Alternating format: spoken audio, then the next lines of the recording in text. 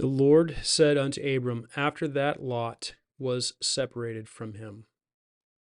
Genesis 13, verse 14.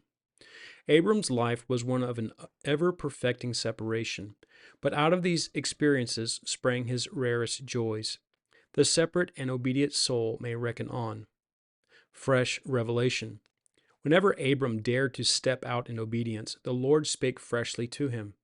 But in Egypt we find no trace of the divine voice. If God spake there, it would be in warning and rebuke. Has the voice of God long been silent to thee? No fresh command, no deeper insight into the truth?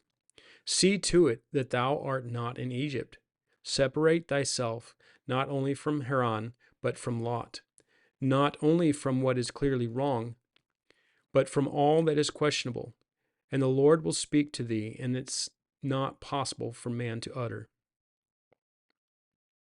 Further vision. Lot lifted up his eyes to espy what would make for his advantage and well-being, and beheld only the plain of Sodom, which indeed was well watered, but the seat of exceeding sin. But when Abram lifted up his eyes not to search out aught for himself, but to see what God had prepared, he looked northward and southward and eastward and westward. Words which remind us of the length and breadth and depth and height of the love of Christ. The single eye is full of light. The far climber gets the widest horizon. If thou wilt do his will, thou shalt know. Hundredfold compensation.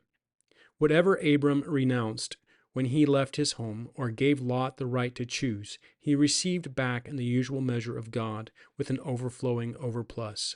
God gave him the entire land, including Lot's portion.